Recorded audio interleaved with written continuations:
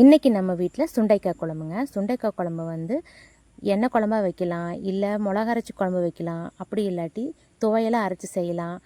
அதுவும் இல்லாட்டி மோரில் நல்லா ஊற வச்சு சுண்டைக்காயை வெயிலில் போட்டு வத்தலாக யூஸ் பண்ணலாம். நம்ம இன்றைக்கி வந்து மிளகா அரைச்சி குழம்பு வைக்க போகிறோம். அதுக்கு ஒரு வடை சட்டியில் விளக்கெண்ணெய் ஊற்றிக்கலாங்க. நான் எப்போவுமே மிளகா அரைச்சி குழம்பு வச்சா அதுக்கு வந்து விளக்கெண்ணெய் தான் யூஸ் பண்ணுவேன். ஒரு 4 வரமிளகா, எங்கள் வீட்டில் காரம் கம்மியாக புழங்குறதுனால மிளகா 4 போட்டிருக்குறேங்க. அதே வடைச்சட்டியில் அந்த மிளகா எடுத்து வச்சுட்டு அதே எண்ணெயில் ஒரு 2 டேபிள் ஸ்பூன் மல்லி, ஒரு 3/4 டேபிள் ஸ்பூன் சீரகம், கொஞ்சமாக சோம்பு, 2 ஏலக்காய். எப்போவுமே ஏலக்காய் வந்து மிளகா அரைச்சி குழம்பு வைக்கும்போது போட்டால் எந்த மிளகா அரைச்சி குழம்பாக இருந்தாலும் சரி, தக்காளி குழம்பு ஒன்றை தவிர்த்து எல்லாத்துக்குமே ஏலக்காய் போடலாங்க. ஒரு 2 கிராம்பு, கருவேப்பிலை கொஞ்சம் தாராளமாக போட்டுக்கலாமுங்க. பட்டை வந்து தேவைப்பட்டால் போட்டுக்குங்க. நான் பட்டை போடலை.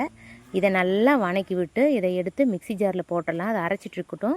இப்போ அதே வடைச்சட்டியில் கொஞ்சமாக எண்ணெய் ஊற்றி அதில் 4 பூண்டு, ஒரு சின்ன துண்டு இஞ்சி, கூடவே வந்து சின்ன வெங்காயம் வந்து போட்டு நல்லா வதக்கிக்கலாமுங்க. இந்த சின்ன வெங்காயத்து கூடவே வந்து புளி ஒரு சின்ன எலுமிச்சங்க அளவு போட்டிருக்கிறேன். புளிப்பு வந்து உரப்பாக வேணுங்கிறவங்க கொஞ்சம் சேர்த்தி போட்டுக்கலாம்.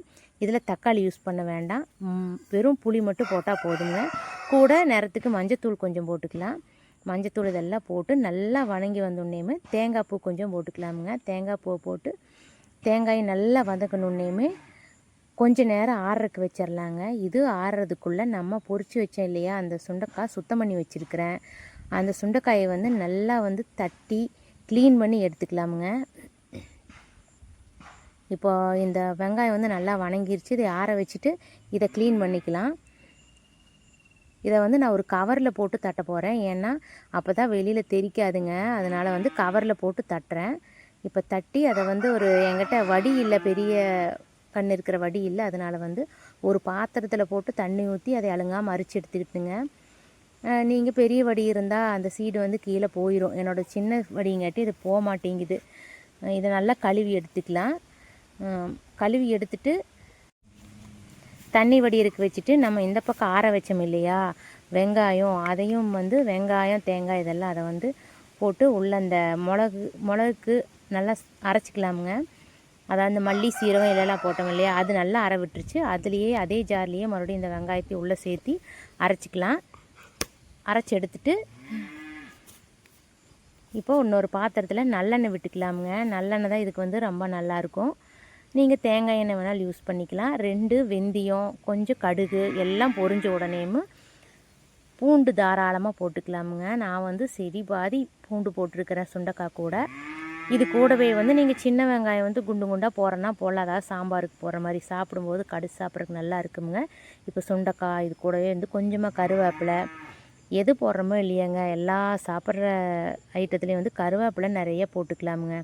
சுண்டைக்காயில் இரும்பு சத்து அதிகமாக இருக்குதுங்க. கால்சியம் மற்றும் விட்டமின்கள் நிறைய இருக்குது, அத்தியாவசியமான விட்டமின்கள் இருக்குது.